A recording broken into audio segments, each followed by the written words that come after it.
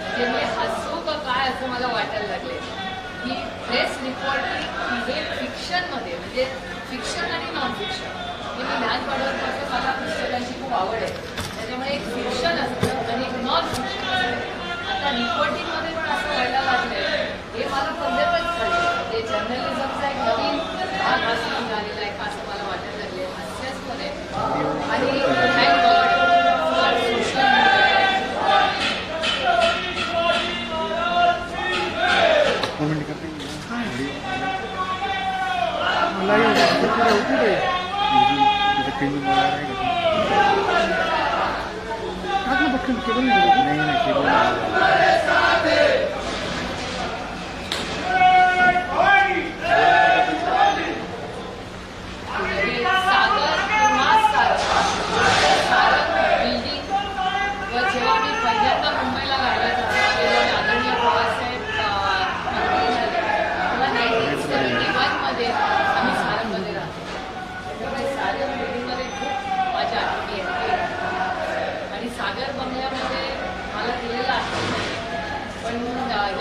Fiction स्टोरीमध्ये मला एक इंटरेस्टिंग करायचं आहे की आम्ही कुठे आणि किती वाजता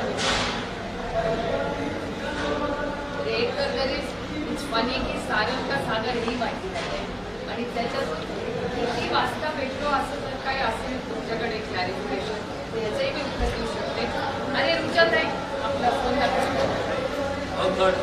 थर्डचा fortunately and thanks to social media त्याच्यात 9:30 वाजता नाटे नावाचं गाव आहे बारा त्यांना दाखवलं 9:30 वाजता नाटे गावात यात्रा होती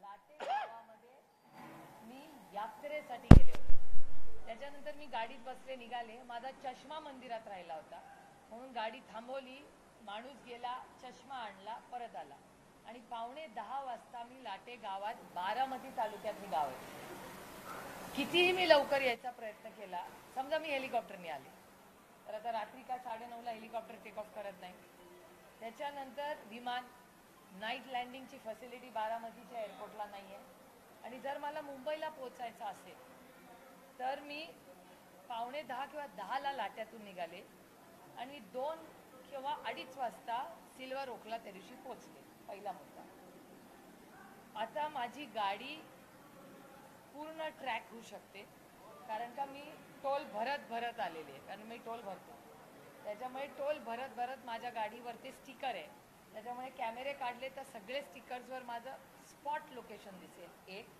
माझ्या मोबाईलचा CTR काढू शकता तुम्ही तो माझी मूव्हमेंट दाखवेल 2 3 हे दोन्ही तंत्रज्ञानावर नसेल तर 9:30ला जी व्यक्ती लाट्यामध्ये दिसते ती गाडी 9:45 ते 10 मध्ये जर निघाली तर कितीही जोरात गाडी चालवली तरी 11 12 1 2 2:30 मिनिमम सिल्वर ओकलाही कॅमेरे त्याच्यामुळे 2:30 वाजता पोचल्यानंतर काही गाठीभेटी झाल्या असतील असा तुमचा आरोप असेल तर त्याच्या पुढचं पण मी क्लॅरिफिकेशन देऊ शकते कारण का माझ्या घरातही कॅमेरे म्हणजे आमच्या कंपाऊंडमध्ये सगळीकडेच कॅमेरे आहेत आमच्या घरावर मध्ये दगडफेक झाली तेव्हापासून महाराष्ट्र सरकारने सिक्युरिटी पण वाढवली आणि कॅमेरेही वाढवले त्याच्यामुळे I am actually not even surprise I am not even amused कारण का जर्नलिस्टकडे मी खूप सिरियसली बघते वर्तमानपत्रातून जनरल नॉलेज आणि भाषा सुधारते म्हणून मी लहान असल्यापासून वर्तमानपत्र वाचते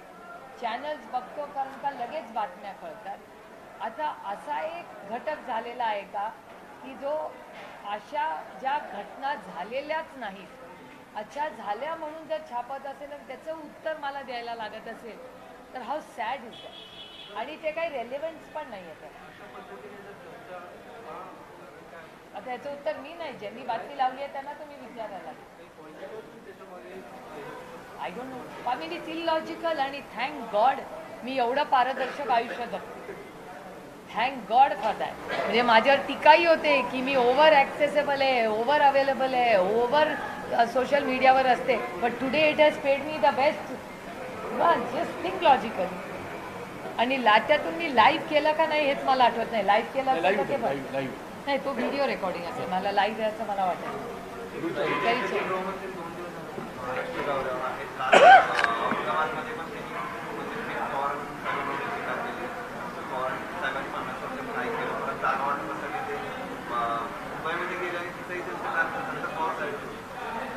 गेले 50-55 वर्ष जो माणूस राजकारणात आहे त्याच्यावर टीका केल्यावर आपली हेडलाईन होते. सातत्याने 5-6 दशकं जर चाललं असेल तर त्या माणसाचं यश आहे ना त्याच्यात. म्हणजे 60 वर्ष तो माणूस राजकारण करतोय आणि त्याच्यावर टीका केल्यावर एक तर हेडलाईन होते. Point number 1. पॉईंट नंबर 2, जो विरोधक येतो तो त्यांच्यावरच टीका करतो. तर त्यांचं किती महत्त्व आहे हे बघा, एक पहिला मुद्दा. आणि दुसरं की लोकशाही आहे. लोकशाहीमध्ये बोलले विरोधक पण दिलदार असला पाहिजे, त्याच्यात गैर काय. आणि तिसरा सगळ्यात महत्त्वाचा मुद्दा मला असं वाटतं की अमित शहाजींनी जरूर आरोप करावे, त्याच्यात काही गैर नाही, लोकशाही आहे. पण माननीय अमित शहाजींनी 3-4 गोष्टीवर जर बोलले असते तर मला जास्त आनंद झाला असता. कारण का या देशाचे गृहमंत्री आहेत. त्याच्यामुळे एक नागरिक म्हणून, एक महिला म्हणून आणि एक खासदार म्हणून माझी एवढीच माफक अपेक्षा होती की माननीय अमित शहाजींनी 3-4 गोष्टी म्हणजे विधान भवनमध्ये झालेली मारामारी सत्तेत असलेल्या त्यांच्या सरकारच्याच मंत्र्यांची, त्याच्यानंतर गोळीबार जो होम मिनिस्ट्रीमध्ये एका पोलीस स्टेशनमध्ये झाला आहे, त्यानंतर रस्त्यावर होणाऱ्या मारामाऱ्या, कोयता गँग, ड्रग्जमध्ये असलेली परिस्थिती, याच्यावरही थोडं ते बोलले असते तर आम्हाला जास्त आधार आणि आनंद झाला. महाविकास आघाडीच्या जागा वाटपाच्या बैठका महायुतीचे पण सुरू आहे. ही माहिती येते की आता अजित पवार गटाला सिंगल जागा मिळणार अशा पद्धतीची चर्चा, फक्त 4 किंवा 6 जागा मिळतील अशा पद्धतीची माहिती. त्यांच्या आघाडीचा वैयक्तिक प्रश्न आहे. मला असं वाटतं की प्रत्येक आघाडीला आपापले निर्णय घ्यायचा अधिकार आहे. त्याच्यामुळे दुसरे के घर में क्यों झाकना है. अमित शहा सातत्याने त्यांच्या सभांमधून जी टीका करतायत की पवार साहेबांना तुम्हाला मुख्यमंत्री करायचं आहे, त्यामुळे अशा पद्धतीचं ते. मी अमित शहाजींचे जाहीर आभार मानते की आम्हाला भ्रष्टाचारातून मुक्त केल्याबद्दल अमित शहाजींचे मी प्रांजळपणे आभार मानते. कारण का जेव्हा जेव्हा माननीय अमित शहाजी महाराष्ट्रात यायचे तेव्हा naturally corrupt party, NCP is a naturally corrupt party, घोटाळेबाज, भ्रष्टाचारी अशाबद्दल आमच्याबद्दल बोलायचे. त्याच्यामुळे मी माननीय अमित शहाजींचे मनपूर्वक आभार मानते की राष्ट्रवादी काँग्रेसला भ्रष्टाचार मुक्तीतून मुक्ती दिली, याच्यातच मला आनंद की ते जी टीका ते करतात. आज भारतीय जनता पक्षाचे सगळे मोठे नेते जेव्हा दिल्लीवरून येतात ते राष्ट्रवादी काँग्रेसला भ्रष्टाचारी म्हणत नाहीत, त्याच्यातच मला आनंद आहे. त्याच्यामुळे नंतर त्यांना काय बोलायचं, अरे लोकशाहीमध्ये विरोधक पण दिलदार असला पाहिजे. आणि टीका करून करून काय करताय की ते फॅमिलीचा इश्यू. कुठला पक्ष आहे जिथे फॅमिली लढत नाही आहे? भारतीय जनता पक्षात असं आहे का की फॅमिली नाही आहे? त्यांच्या मित्र पक्ष असे आहेत का जिथे फॅमिलीला लढत नाही आहे? कुठला पक्ष असा आहे म्हणजे त्यांच्याही पक्षामध्ये घराणेशाही आहे, त्यांच्या मित्र पक्षामध्ये पण घराणेशाही आहे. त्याच्यामुळे सिलेक्टिव्ह टीका कशी हो, म्हणजे आपलं ते बाबड्या आणि दुसऱ्याचं ते कार्ट असं होत नाही.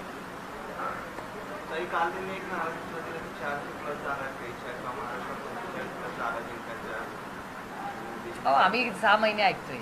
दिल्लीत पार्लमेंटमध्ये पण म्हणतो, रोजच बोलतात. त्याच्यात काय, पहिला मराठी तो पुरावून येतो.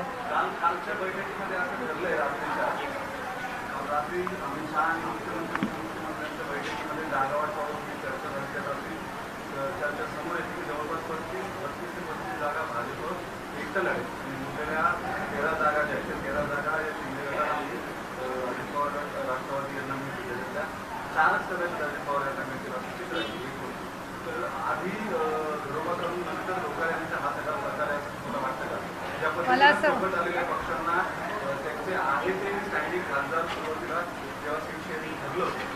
अलायन्स जेव्हा ठरलं तेव्हा निवडून आलेले उमेदवार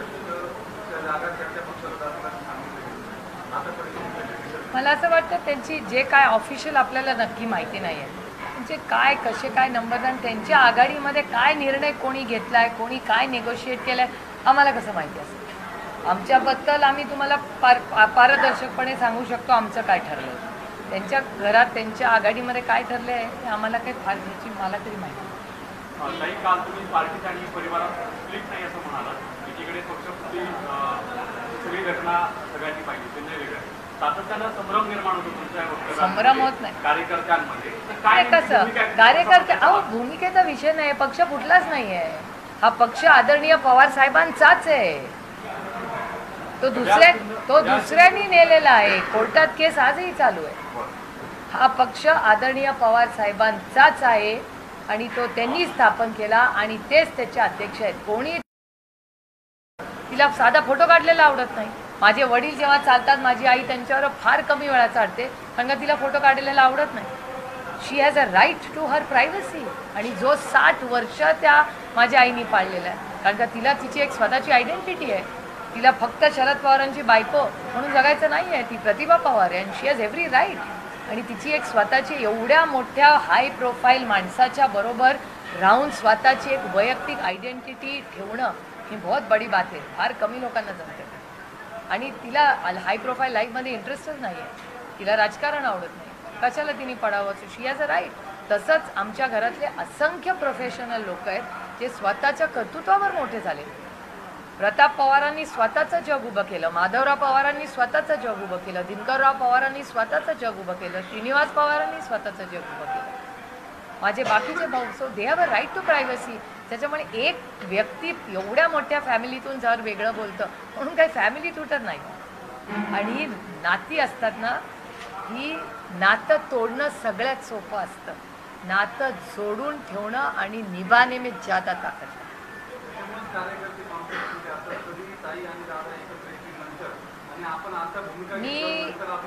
मी नेहमी म्हणते माझे मनभेद कुणाशी या जगात नाही, भारतीय जनता पक्षाची पण नाही.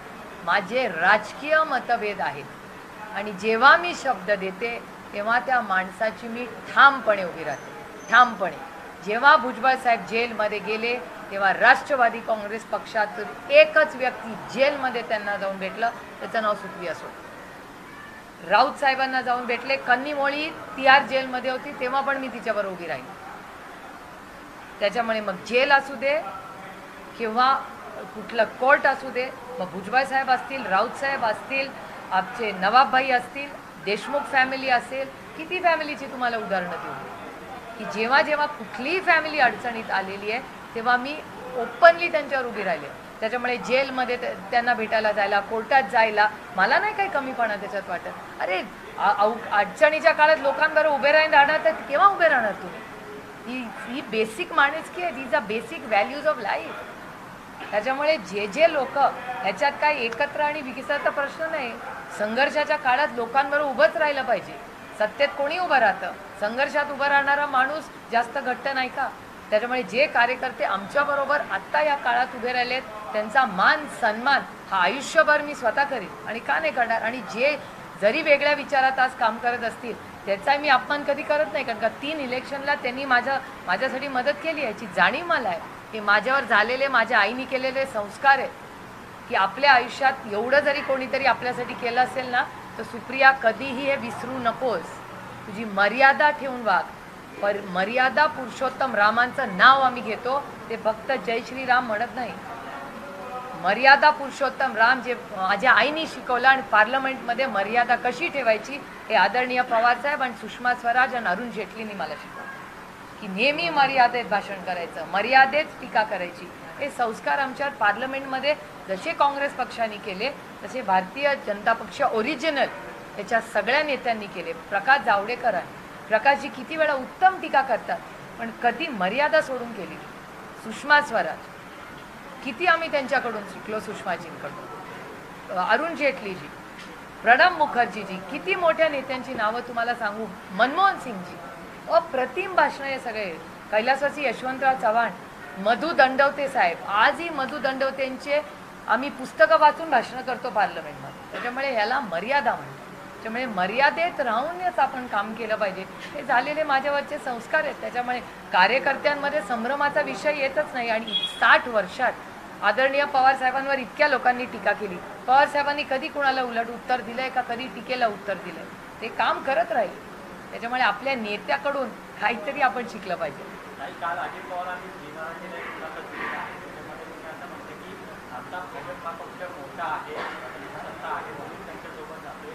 भाजप आणि शिवसेना ही एकच विचारधारेची आहे. आपण शिवसेनेसोबत गेलो तेव्हा विरोध नाही केला, पण आता भाजपसोबत गेलो तेव्हा विरोध करताय. तुम्ही अजूनही आम्हाला आशीर्वाद द्यावा असं शरद पवार. हे वक्तव्य मी ऐकलेलं नाही. त्याच्यामुळे मी मी ऐकलेलं नाही आणि आजही मी कुठे पाहिलेलं नाही. ही मराठीला जिंकून गौरव यापूर्वी बोलले राहिले बारामतीचे राष्ट्रवादी बोलले असं मी ऐकलेलं नाही. त्याच्यामुळे मी ऐकल्याशिवाय बोलणार नाही. ज्यावेळेस ऐकीन व्हिडिओ तुम्हाला 100% त्याचं उत्तर देईन. तुम्हाला माहिती आहे मी रोजच तुम्हाला भेट. त्यामुळे आज चेक करून उद्या नक्की सांगेन.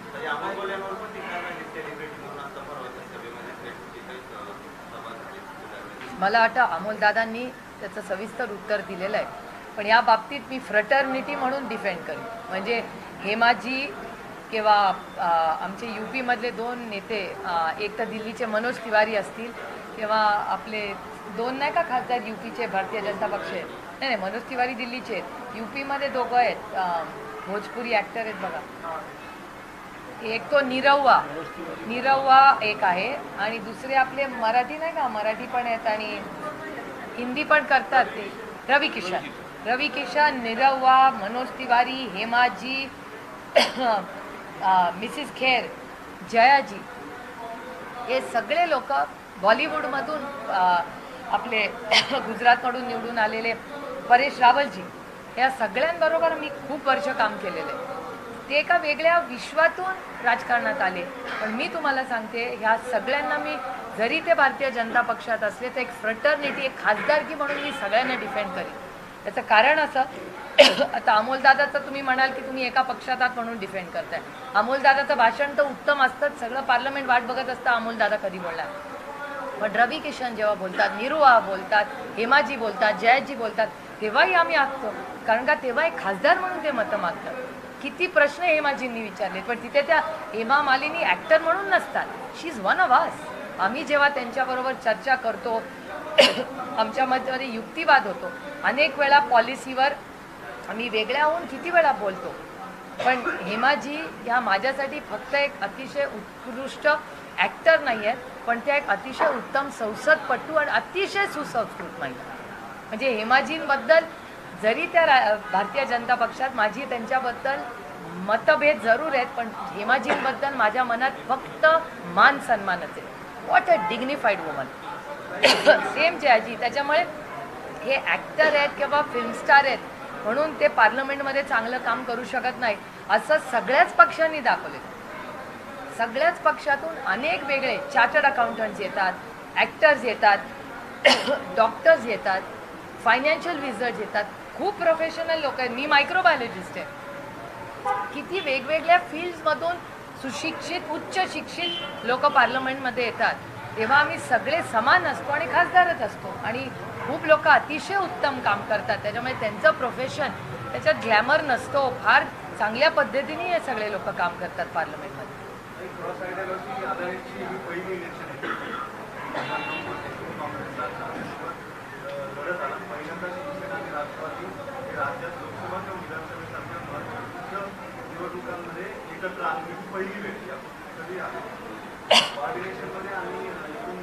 असं नाही, 2 वेळा आधी शिवसेनेच्या बरोबर आम्ही काम केलेलं आहे.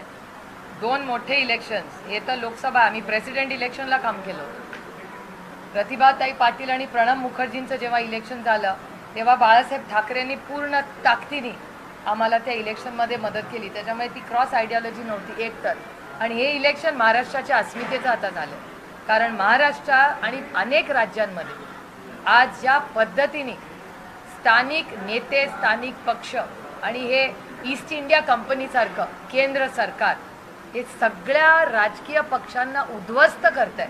मग यंत्रणा वापरा, पक्ष फोडा, घरं फोडा, ही त्यांची जी पॉलिसी आहे त्याच्या विरोधात आहे. आणि महाराष्ट्राच्या विरोधात केंद्र सरकार सातत्याने हा माझा केंद्र सरकारवर आरोप आहे आणि तो नुसता खोल आरोप नाही. It is a data based evidence. Investment सगळ्या ज्या महाराष्ट्रात येतात त्या दुसऱ्या राज्यात का जातात? मला दुसऱ्या राज्यात गेल्याचं दुःख नाही, पण जर ऑन मेरिटमध्ये आम्हाला मिळाल्या असतील तर त्या दुसऱ्या राज्यात का जातात? महत्त्वाची ऑफिसेस जी महाराष्ट्रात होती ती दुसऱ्या राज्यात का जातात?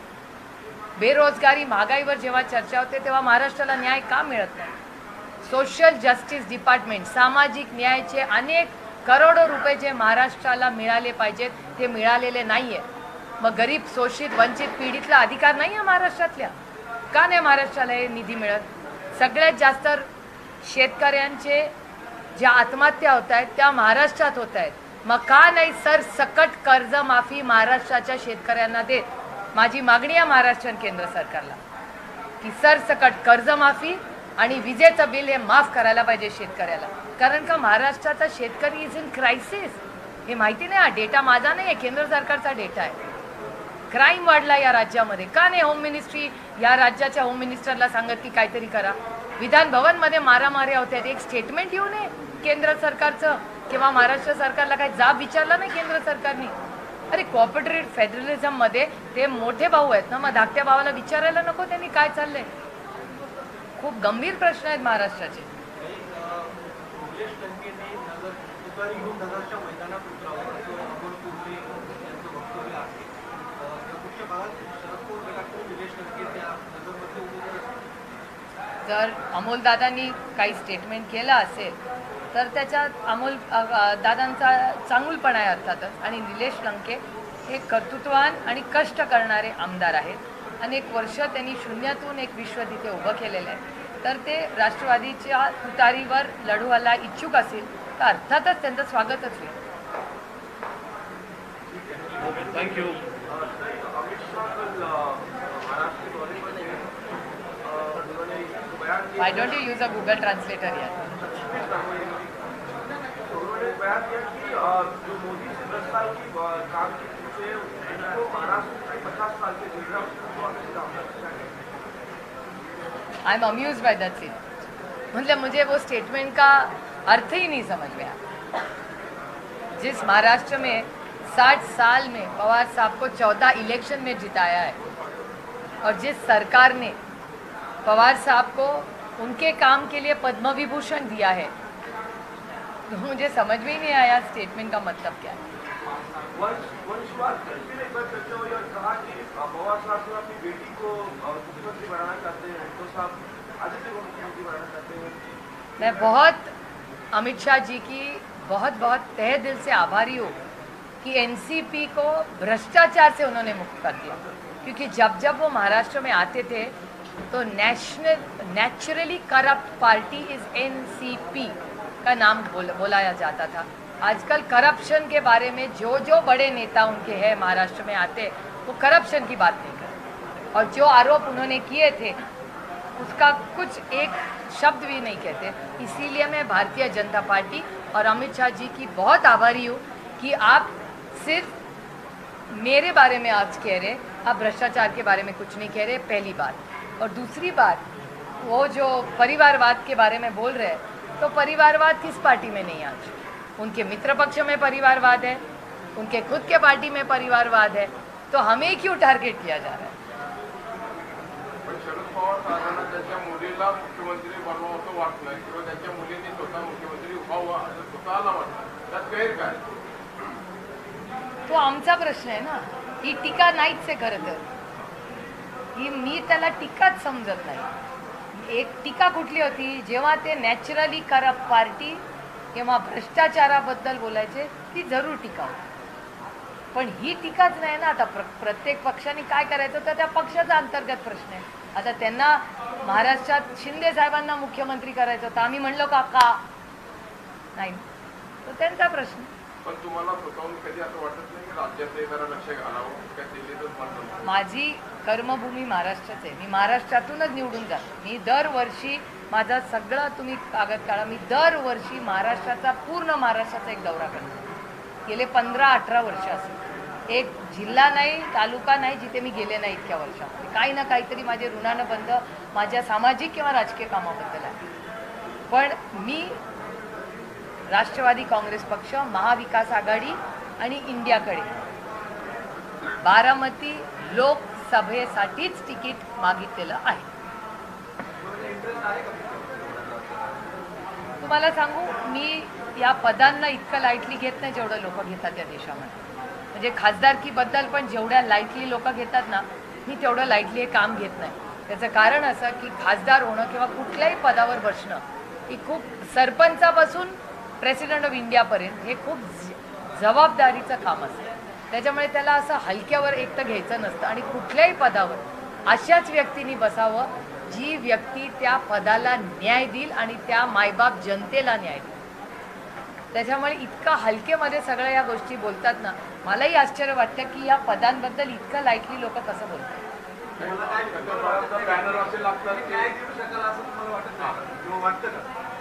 न्याय द्यायचा प्रश्नच नाही आहे. माझं सिविक्स खूप स्ट्रॉंग आहे आणि मी जेव्हा लोकसभेसाठी तिकीट मागते तेव्हा मला देशात काम करायचं आहे, हाच त्याचा अर्थ होतो.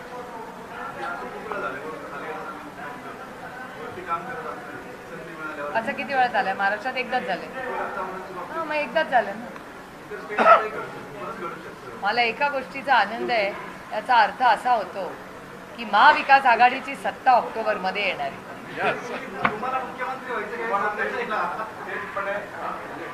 साहेबही कधी तिकडे गेले कधी इकडे आले, तर त्यामुळे साहेब तिथे गेले आणि इकडे आले म्हणजे हां 93 मध्ये. पण त्याच्या आधी ते 3 वेळा मुख्यमंत्री राहिले होते देशात. साहेब 4 वेळा या राज्याचे मुख्यमंत्री झाले. 3 वेळा गेले, क्रायसिस झालं म्हणून परत आले. पण तेव्हा हे बघा, अनेक वेळा लोक महिला खासदार मुख्यमंत्री व्हावा असे प्रश्न नेहमी विचारतात. त्याचं माझं स्वतःचं मत हे एक आहे की कुठल्याही पदाला जेंडरमध्ये ट्रॅप करू नका. मी महिला खासदार नाही आहे, मी खासदार. त्याच्यामुळे कुठल्याही पदावर, म्हणजे आता ममता दिदी आज आहेत मुख्यमंत्री, किंवा मायावती जी अनेक वेळा मुख्यमंत्री राहिल्या आहेत, राजस्थानमध्ये महिला मुख्यमंत्री राहिल्या आहेत. त्या जेंडरमुळे नाही झालेल्या, त्या सगळ्या स्वतःच्या कर्तृत्वावर, आणि त्या महिला म्हणून महिलांच्याच प्रश्नांकडे बघतात तर नाही, पुरुषांचेही प्रश्न अतिशय सक्षमपणे त्या पदाला त्या नाही देतात. त्यामुळे महाराष्ट्राच्या मुख्यमंत्री पदावर किंवा कुठल्याही पदावर, सरपंचापासून प्रेसिडेंटपर्यंत, राष्ट्रपतींपर्यंत अशाच व्यक्तींनी त्या पदावर बसावं जो त्या पदाला न्याय देऊ शकेल एक, आणि त्याची संघटना आणि जनता ठरवेल त्या व्यक्ती कोण असेल. उद्याच्याला महाविकास आघाडीने जर असं म्हटलं की दुसऱ्या ह्या आमच्या मुख्यमंत्री पदाच्या चेहरा, तर तुम्ही त्याला स्वीकारणार का? कारण एरवी बॅनर आपण पाहतो की जनतेच्या मनातील मुख्यमंत्री, प्रत्यक्ष मुख्यमंत्री होण्यामध्ये काय असं माझं कधी बॅनर लागलेलं नाही. तुमचा नाही. आता हा प्रश्न असा आहे की आत्ता बाहेर ऊन पडले, 2 तासांनी पाऊस पडेल का, मग आपण छत्री उघडणार का? इट्स टू वेग. आणि मला असं वाटतं की राज्यामध्ये आज माननीय अमित शहानी जे हे आई वडिलांच्या नात्याबद्दल एवढा उदो केला, त्याच्याऐवजी ते बेरोजगारी, दुधाला भाव, कांद्याला का भाव मिळत नाही, एक्सपोर्ट का करत नाहीत, हे प्रश्न, लॉ अँड ऑर्डर, विधान भवनमधली मारामारी, कुठं ते उल्हासनगरमध्ये गोळीबारी, हे माझ्यासाठी बेरोजगारीचा, त्या मेळाव्यात बारामतीला नक्की किती नोकऱ्या मिळाल्या, एवढी महागाई झालेली आहे, ह्या विषयावर जर आपल्याला सगळ्यांना मार्गदर्शन केलं असतं तर मला वाटतं राज्याचे आणि देशाचे गृहमंत्र्यांनी लॉ अँड ऑर्डरवर एक 10 मिनिटं आम्हाला लेक्चर दिलं असतं, तर त्याचा नागरिक म्हणून आम्हाला खूप उपयोग झाला.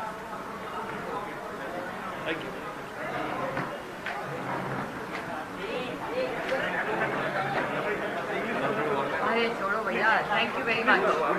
नहीं यार, मेरे